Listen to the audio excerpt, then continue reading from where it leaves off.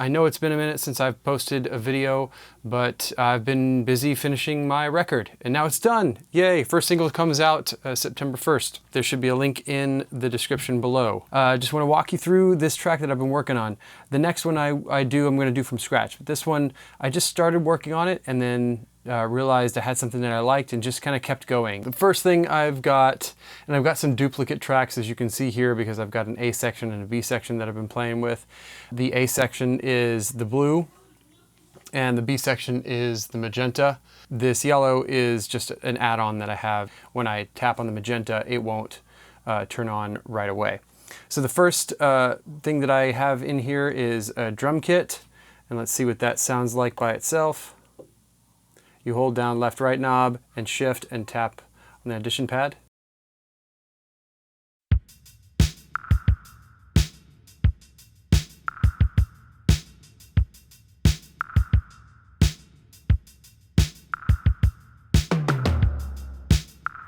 I have this Lin drum kit that I have sampled that I really like using, especially when you add delay to the hats, which I'll get to in just a second.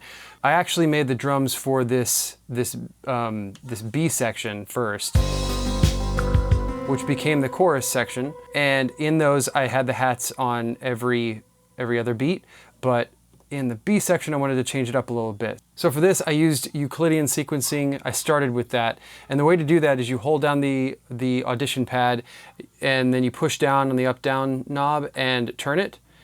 And what that does, if you turn it to the left, it decreases the number of instances. And if you turn it to the right, it increases it.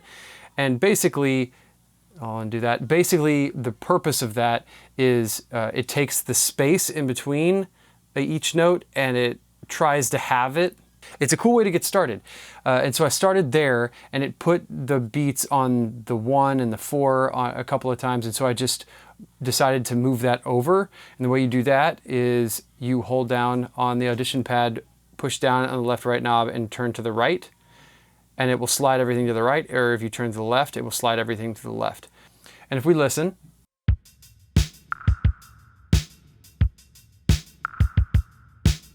I find with kits, the hats are really what distinguish sections really well, and I really like to play with the hats more than anything else. I feel like that gives a lot more life to the track.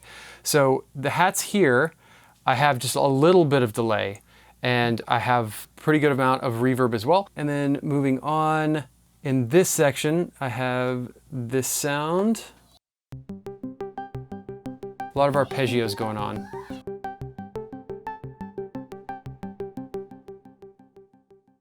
Really simple, just a little pluck sound that I got from Boards of Deluge. And then I played my Moog Minotaur into the Deluge and recorded it. If you've seen any of my other videos, you know that's something I like to do. I don't like to just have a sound that's not in a track when I'm building it on the Deluge. I want to have it in here so that I can go back to it. So I print it in the Deluge. So this is what that sounded like.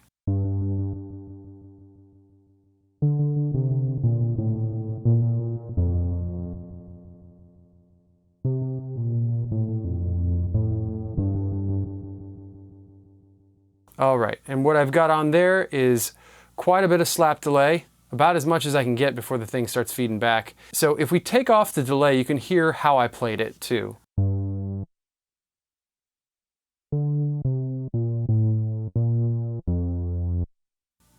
Really tried to cut it off so that that delay can act as a tail.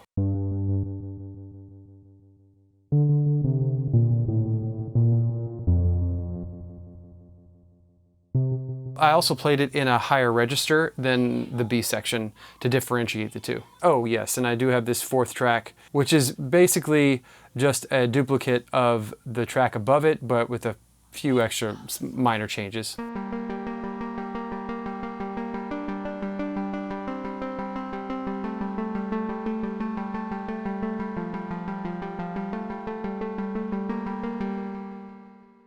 So this is what this sounds like.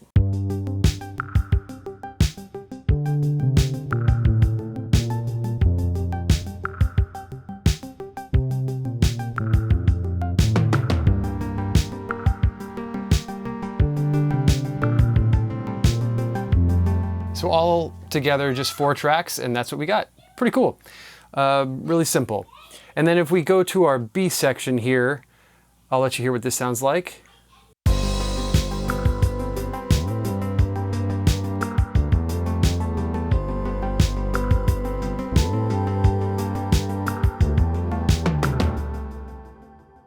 Cool. So same drum kit. The difference is the hats, and I added a small crash on the first of 8 cycles, so 8 bars. So if you hold this down and you go to turn to the right, it'll show you it plays 1 of 8 cycles.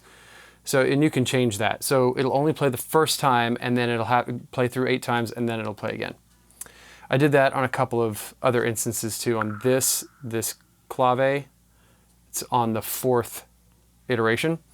And for the hats, I added quite a lot. So there's a lot of delay on there, no reverb, but it's pretty straight. But the thing that I like to do also on the hats is play with frequency modulation.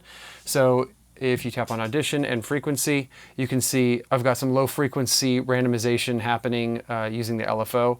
And that gives it a really cool feel, so it doesn't feel like it's playing the same sample every single time.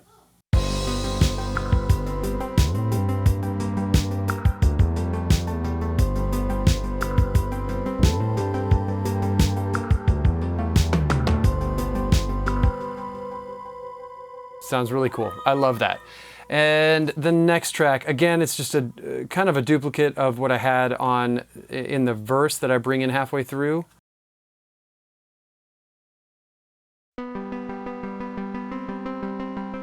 Same sound.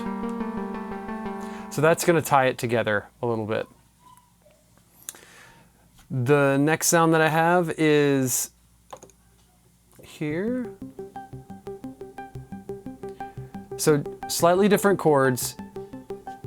The big change here is the bass. So I played a different bass line in a different register, a lower register. Again, on the Minotaur.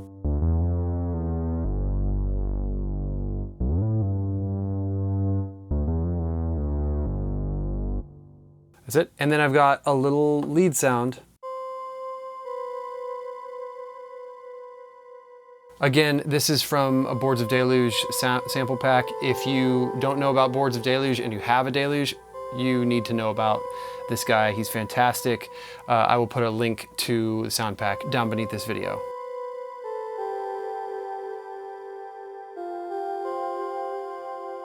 That's it. So really simple.